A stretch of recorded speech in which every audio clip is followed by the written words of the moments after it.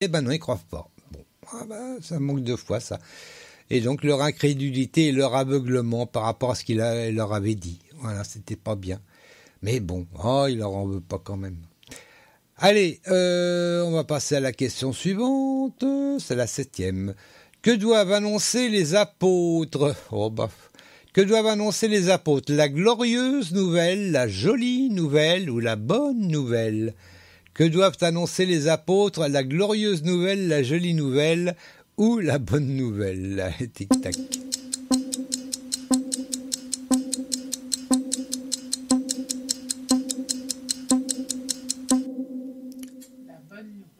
La bonne nouvelle, the good news. Bah oui, la bonne nouvelle. Donc ça, c'est au verset 15. On en est au 15. Bah au 15. Ah bah, pas, bon, c'est beaucoup. Et il leur dit, allez dans le monde entier, annoncer la bonne nouvelle à tous les hommes. Voilà. Un verset, une question. Oh bah, ça permet d'aller plus loin. Jésus est assis par rapport à Dieu, c'est la 8e question. Jésus est assis par rapport à Dieu, à gauche, au centre ou à droite? Ah bah ça me rappelle le petit jeune homme de tout à l'heure. Jésus est assis par rapport à Dieu, à gauche, au centre ou à droite? Allez, un petit tic-tac serait le bienvenu.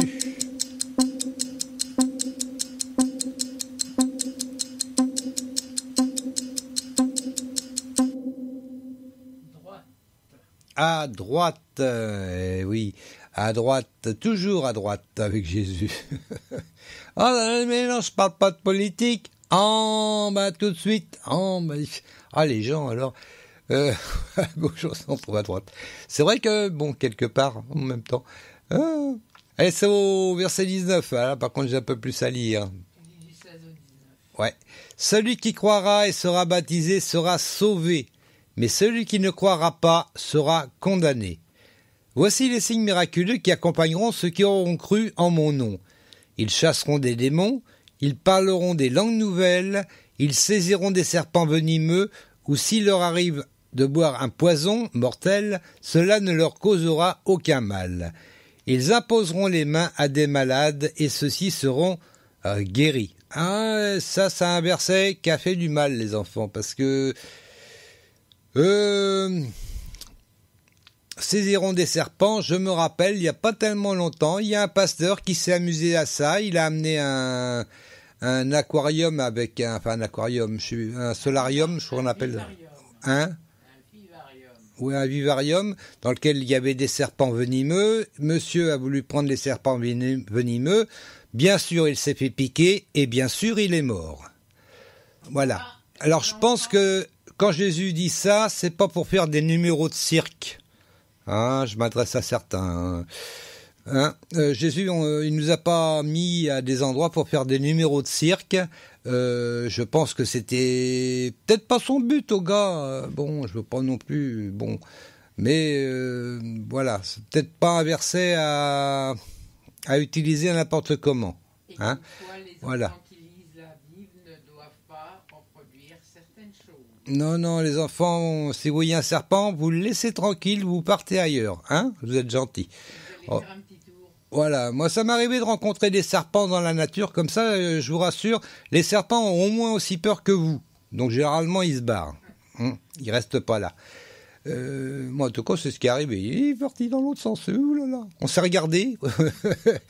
Et on a eu peur tous les deux. Et puis lui, il est parti avant moi, dites donc. Oh, bah. Ah, les serpents. Oh. Voilà, donc le verset 18, bon, voilà. Allez, je vais le relire quand même, mais bon. Avec modération. Oui, avec très grande modération. Ils saisiront des serpents venimeux ou s'il leur arrive de boire un poison mortel, cela ne leur causera aucun mal. Ils imposeront les mains à des malades et ceux-ci seront guéris. Alors cette partie-là est mieux, vous voyez, l'autre est... Attention. Les poisons et les serpents. Ouais, évitez. Ouais, évitez. Même avec une très grande foi, ou alors vraiment une très très grande foi. Alors, bon, enfin. Ça ferait pas le diable. Non.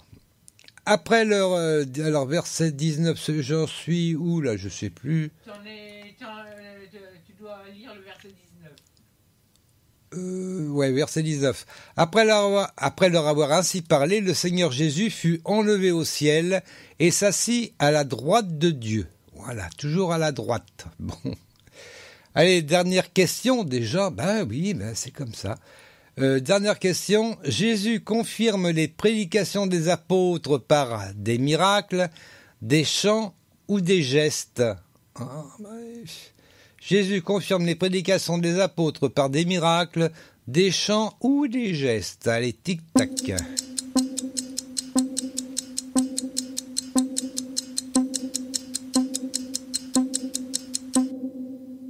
Par des signes miraculeux. Voilà, exactement, des miracles. On va dire ça, c'est le verset 20. De toute façon, on arrive au bout. Quant à eux, ils s'en allèrent proclamer la parole en tout lieu. Le Seigneur travaillait avec eux et confirmait leur prédication par les signes miraculeux qui l'accompagnaient.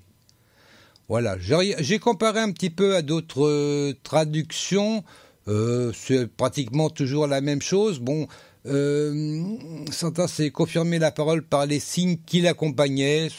Ça arrangeait un petit peu différemment, mais bon, je rappelle, hein, les bonnes traductions de toute façon disent toujours la même chose. Hein.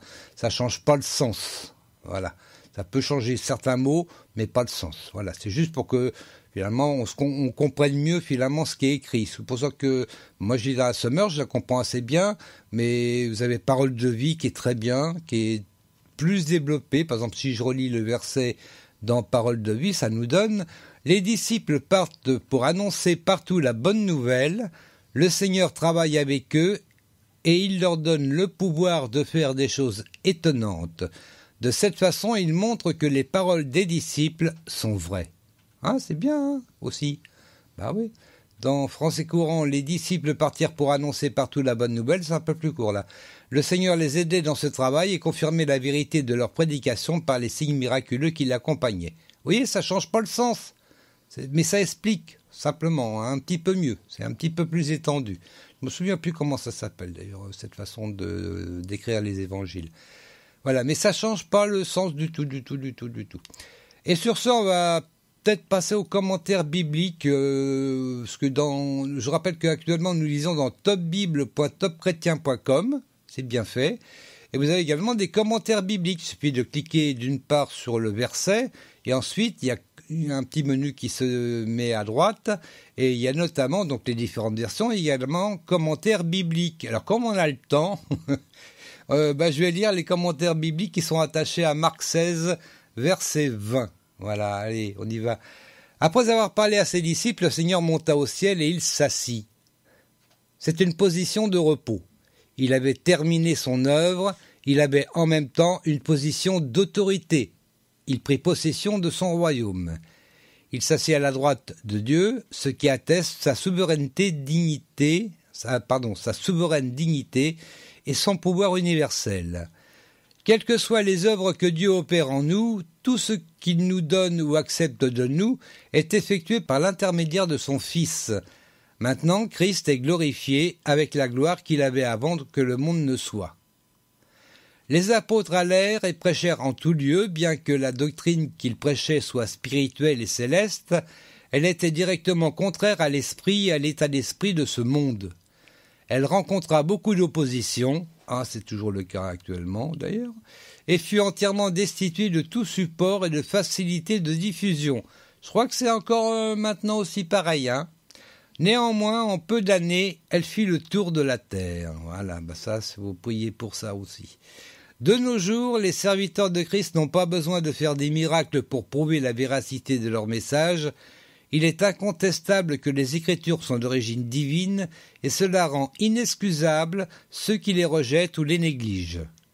Le changement d'état d'esprit que produit l'Évangile, lorsqu'il est prêché avec fidélité et réellement accepté, est une preuve constante, une preuve miraculeuse qu'il est la puissance de Dieu pour le salut de quiconque croit. Voilà. Alors, apparemment, c'est un texte de Matthew Henry, traduit par Dominique Aucher. Voilà, moi je cite tout le monde comme ça, bon, voilà. Eh ben, voilà, on a terminé Marc chapitre 16, on va peut-être faire une petite pause musicale quand même, Martinette, hein. Bah oui. Oh attends. Et donc, on va écouter à nouveau Real Truth Revival, c'est Love is a Cross. L'amour est une croix. Allez, c'est parti.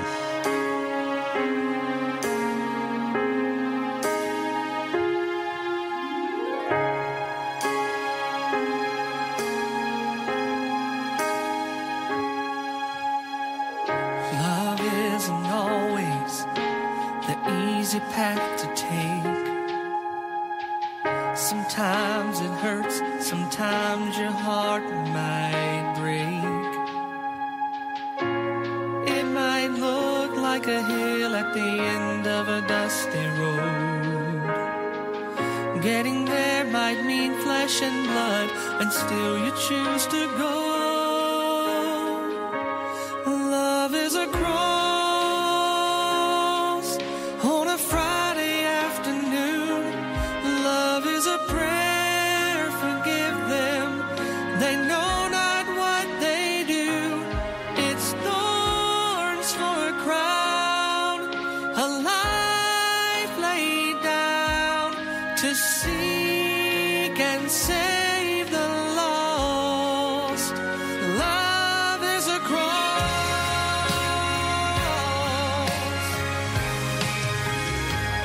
Love doesn't give up until the work is done. It'll leave the 99 just to find the one. It says, if I am lifted up, I'll draw all men to me. Still it stands today for all the world to see. Love is a cross on a Friday afternoon. Love is a prayer, forgive them. They know not what they do. It's thorns for a crown, a life laid down to seek and save the lost. Love is a cross.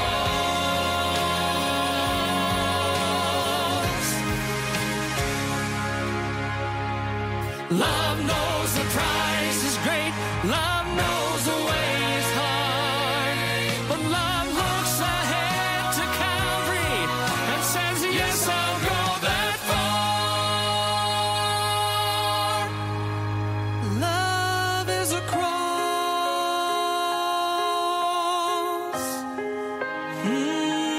Love is a cross.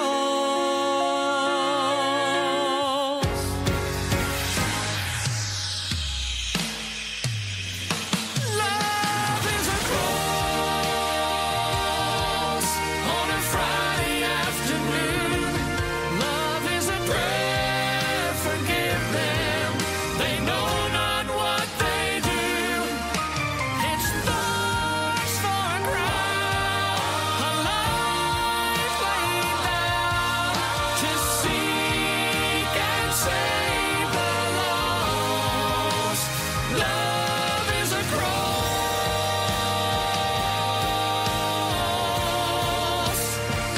Love is a cross.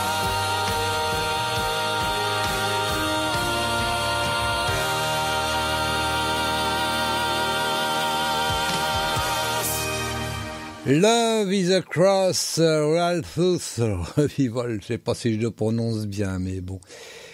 Et puis, maintenant, on va essayer de voir la réponse de la question de Petro de l'Éternel sur Twitter. Alors, je la rappelle, cette question: dans quel chapitre du livre de Jean retrouve-t-on ce propos de Jésus? Si vous m'aimez, gardez mes commandements. Alors, est-ce que c'est dans le chapitre 14, le 15, le 17? Je rappelle la tendance des tweetos.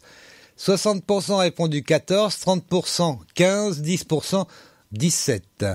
Martinette, aurais-tu une réponse? Je dirais 15. Tu dirais 15. Et non. Ah non, c'était le chapitre 14. Bon, on va aller y voir. On va aller y voir. Ah, c'est pas français ça. Voilà, Jean chapitre 14. On va lire, je vais lire à partir du 10. Ne crois-tu pas que je suis dans le Père et que le Père est en moi? Ce que je vous dis, je ne le dis pas de moi-même. Le Père demeure en moi et c'est lui qui accomplit ainsi